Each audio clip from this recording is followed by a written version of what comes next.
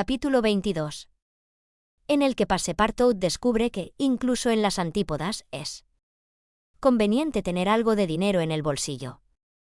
El Carnatic, que zarpó de Hong Kong a las 6:30 del 7 de noviembre, se dirigió a todo vapor hacia Japón. Llevaba un gran cargamento y un camarote bien lleno de pasajeros. Sin embargo, 2 habitaciones de la parte trasera estaban desocupadas, las que habían sido ocupadas por Phileas Fogg. Al día siguiente, se vio a un pasajero con los ojos medio dormidos, con un andar tambaleante y el pelo desordenado, salir del segundo camarote y tambalearse hasta sentarse en la cubierta. Era Passepartout, y lo que le había sucedido era lo siguiente: poco después de que Fix saliera del fumadero, 2 camareros habían levantado al inconsciente Picaporte, y lo habían llevado a la cama reservada a los fumadores. 3 horas más tarde, perseguido hasta en sus sueños por una idea fija, el pobre hombre se despertó y luchó contra la influencia estupefaciente del narcótico. El pensamiento de un deber no cumplido le sacudió el sopor y se apresuró a salir de la morada de la embriaguez. Tambaleándose y sosteniéndose contra las paredes, cayendo y arrastrándose. De nuevo, e irresistiblemente impulsado por una especie de instinto, no dejaba de gritar: «¡El Carnatic! ¡El Carnatic!». El vapor estaba resoplando junto al muelle, a punto de partir. Passepartout no tenía más que unos pocos pasos que dar, y precipitándose sobre el tablón, lo cruzó y cayó inconsciente sobre la cubierta, justo cuando el Carnatic se alejaba. Varios marineros, evidentemente acostumbrados a este tipo de escenas, bajaron al pobre francés al segundo camarote, y Picaporte no se despertó hasta que estuvieron a 150 millas de China.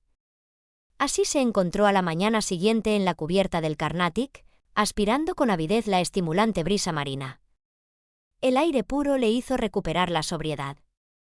Comenzó a poner en orden sus sentidos, lo que le resultó una tarea difícil, pero al fin recordó los acontecimientos de la noche anterior, la revelación de Fix y el fumadero de opio. «Es evidente», se dijo, «que he estado abominablemente borracho. ¿Qué dirá el señor Fogg? Al menos no he perdido el vapor, que es lo más importante». Entonces, como se le ocurrió a Fix, en cuanto a ese bribón, espero que nos hayamos librado bien de él, y que no se haya atrevido, como propuso, a seguirnos a bordo del Carnatic. Un detective tras la pista del señor Fogg, acusado de robar el Banco de Inglaterra. «Sab. El señor Fogg no es más ladrón que yo, que soy un asesino. ¿Debería divulgar la verdadera misión de Fix a su amo? ¿Sería conveniente decir el papel que el detective estaba representando? ¿No sería mejor esperar a que el señor Fogg llegara de nuevo a Londres, y entonces comunicarle que un agente de la Policía Metropolitana le había estado siguiendo por todo el mundo, y reírse de ello? Sin duda, al menos, valía la pena considerarlo. Lo primero que había que hacer era encontrar al señor Fogg y disculparse por su singular comportamiento. Picaporte se levantó y se dirigió, como pudo con el balanceo del vapor, a la cubierta de popa. No vio a nadie que se pareciera a su amo ni a Aouda. «Bien», murmuró, «Aouda no se ha levantado todavía. Y el señor Fogg habrá encontrado probablemente algunos compañeros de juego». Bajó al salón. El señor Fogg no estaba allí. Sin embargo, Passepartout solo tuvo que preguntar al sobrecargo el número de la habitación de su amo. El sobrecargo respondió que no conocía a ningún pasajero con el nombre de Fogg. «Le ruego que me disculpe», dijo Picaporte con insistencia.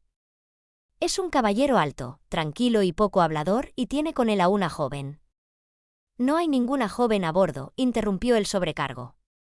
«Aquí hay una lista de los pasajeros, puede verlo usted mismo». Picaporte miró la lista, pero el nombre de su amo no figuraba en ella. De repente, se le ocurrió una idea. «Ah, ¿estoy en el Carnatic?» «Sí». «¿De camino a Yokohama?» «Ciertamente». Picaporte temió por un instante estar en el barco equivocado, pero aunque estaba realmente en el Carnatic, su amo no estaba allí. Cayó fulminado en un asiento. Ahora lo veía todo. Recordó que la hora de salida había sido cambiada, que debería haber informado a su capitán de este hecho y que no lo había hecho. Era su culpa, entonces, que el señor Fogg y Aouda hubieran perdido el vapor. Sí, pero aún más culpa tenía el traidor que, para separarlo de su amo y retenerlo en Hong Kong, lo había inducido a emborracharse. Ahora veía el truco del detective, y en este momento el señor Fogg estaba ciertamente arruinado, su apuesta estaba perdida, y él mismo quizás arrestado y encarcelado. Ante este pensamiento, Picaporte se rasgó los cabellos. Ah, si Fix llegaba a estar a su alcance, ¿qué ajuste de cuentas habría? Tras su primera depresión, Passepartout se tranquilizó y comenzó a estudiar su situación. Desde luego, no era una situación envidiable. Se encontraba de camino a Japón y ¿qué iba a hacer cuando llegara? Su bolsillo estaba vacío, no tenía ni un solo chelín, ni siquiera un céntimo. Afortunadamente, su pasaje había sido pagado por adelantado, y tenía 5 o 6 días para decidir su futuro rumbo. Comenzó a comer con apetito y comió para el señor Fogg, para Aouda y para sí mismo. Se sirvió con tanta generosidad como si Japón fuera un desierto, donde no había nada que comer. Al amanecer del día 13, el Carnatic entró en el puerto de Yokohama. Se trata de un importante puerto de escala en el Pacífico, en el que recalan todos los vapores de correo y los que transportan viajeros entre América del Norte, China, Japón y las islas orientales. Está situado en la bahía de Yedo y a poca distancia de esa segunda capital del Imperio japonés y residencia del magnate, el emperador civil, antes de que el Mikado, el emperador espiritual, absorbiera su cargo en el suyo propio. El Carnatic ancló en el muelle cerca de la aduana, en medio de una multitud de barcos con banderas de todas las naciones. Picaporte desembarcó tímidamente en este territorio tan curioso de los hijos del sol. No tenía nada mejor que hacer que, y tomando el azar como guía, vagar sin rumbo por las calles de Yokohama. Al principio se encontró en un barrio completamente europeo, con casas de fachadas bajas y adornadas con verandas, bajo las cuales vislumbró pulcros peristilos. Este barrio ocupaba, con sus calles, plazas, muelles y almacenes, todo el espacio entre el promontorio del Tratado y el río. Aquí, como en Hong Kong y Calcuta, se mezclaban multitudes de todas las razas, americanos e ingleses, chinos y holandeses, en su mayoría comerciantes dispuestos a comprar o vender cualquier cosa. El francés se sentía tan solo entre ellos como si se hubiera dejado caer en medio de los hotentotes. Tenía, al menos, un recurso: pedir ayuda a los cónsules francés e inglés en Yokohama. Pero se resistió a contar la historia de sus aventuras, íntimamente relacionadas con las de su amo, y antes de hacerlo, decidió agotar todos los demás medios de ayuda. Como el azar no le favoreció en el barrio europeo, penetró en el habitado por los nativos japoneses, decidido, si era necesario, a avanzar hasta Yedo. El barrio japonés de Yokohama se llama Benten, en honor a la diosa del mar, a la que se rinde culto en las islas de los alrededores. Allí Passepartout contempló hermosas arboledas de abetos y cedros, puertas sagradas de singular arquitectura, puentes semiocultos en medio de bambúes y cañas, templos a la sombra de inmensos cedros, retiros sagrados donde se cobijaban sacerdotes budistas y sectarios de Confucio, y calles interminables, en las que podría haberse reunido una perfecta cosecha de niños de rosas y mejillas rojas, que parecían recortados de biombos japoneses y que jugaban en medio de caniches de patas cortas y gatos amarillentos. Las calles estaban abarrotadas de gente. Los sacerdotes pasaban en procesión, golpeando sus lúgubres panderetas, los policías y aduaneros con sombreros puntiagudos incrustados de laca y portando 2 sables colgados a la cintura. Los soldados, vestidos de algodón azul con rayas blancas y portando armas, los guardias del Mikado, envueltos en dobles de seda, cofias y cota de malla. Y numerosos militares de todos los rangos, pues la profesión militar es tan respetada en Japón como despreciada. En China iban de aquí para allá en grupos y parejas. Picaporte vio también a frailes mendigos, peregrinos de largas túnicas y simples civiles, con sus cabellos alabeados y negros como el azabache, sus cabezas grandes, sus bustos largos, sus piernas delgadas, su baja estatura y sus complexiones que varían desde el color cobrizo hasta el blanco muerto, pero nunca el amarillo, como los chinos, de los que los japoneses se diferencian ampliamente. No dejó de observar los curiosos equipajes, carruajes y palanquines, carretas provistas de velas y literas de bambú, ni a las mujeres que no le parecieron especialmente guapas, que daban pequeños pasos con sus piececitos, en los que llevaban zapatos de lona, sandalias de paja y zuecos de madera trabajada, y que mostraban ojos de mirada fija, pechos planos, dientes elegantemente ennegrecidos y vestidos cruzados con pañuelos de seda, atados con un enorme nudo detrás de un adorno que las modernas damas parisinas parecen haber tomado prestado de las damas del Japón.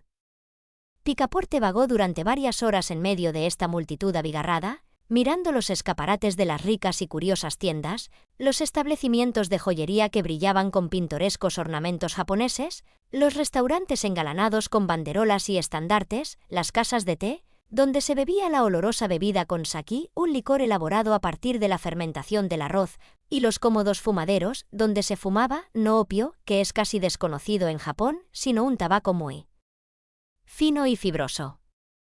Siguió adelante hasta que se encontró en los campos, en medio de vastas plantaciones de arroz.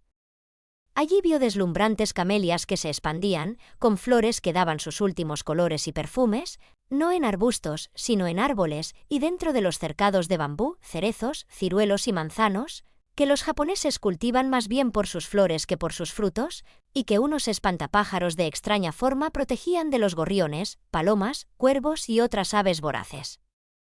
En las ramas de los cedros se posaban grandes águilas, entre el follaje de los sauces llorones había garzas, solemnemente erguidas sobre una pata, y a cada lado había cuervos, patos, halcones, pájaros salvajes y una multitud de grullas, que los japoneses consideran sagradas y que para ellos simbolizan larga vida y prosperidad. Mientras paseaba, Picaporte divisó unas violetas entre los arbustos. «Bien», dijo, «voy a cenar algo». Pero, al olerlos, descubrió que eran inodoros. «No hay ninguna posibilidad», pensó. El digno compañero había tenido ciertamente buen cuidado de tomar un desayuno lo más abundante posible antes de dejar el Carnatic, pero, como había estado caminando todo el día, las exigencias del hambre se hacían insoportables. Observó que en los puestos de los carniceros no había ni carne de cordero, ni de cabra, ni de cerdo, y sabiendo también que es un sacrilegio matar al ganado, que se conserva únicamente para la agricultura, se hizo a la idea de que la carne no era nada abundante en Yokohama, y no se equivocaba, y, a falta de carne de carnicero, podría haber deseado un cuarto de jabalí o de ciervo, una perdiz, o algunas codornices, algo de caza o de pescado, que, con el arroz, los japoneses comen casi exclusivamente. Pero se vio en la necesidad de mantener un corazón robusto y posponer la comida que deseaba hasta la mañana siguiente. Llegó la noche y Picaporte volvió a entrar en el barrio nativo, donde deambuló por las calles, iluminadas por faroles de diversos colores, observando a los bailarines, que ejecutaban hábiles pasos y saltos, y a los astrólogos que estaban al aire libre con sus telescopios. Luego llegó al puerto, que estaba iluminado por las antorchas de resina de los pescadores, que faenaban desde sus barcos. Las calles se tranquilizaron por fin y la patrulla, cuyos oficiales, con sus espléndidos trajes y rodeados de sus suites, a Picaporte le parecieron embajadores, sucedió a la bulliciosa multitud. Cada vez que pasaba una compañía, Picaporte se reía y se decía a sí mismo, bien. Otra embajada japonesa que parte hacia Europa.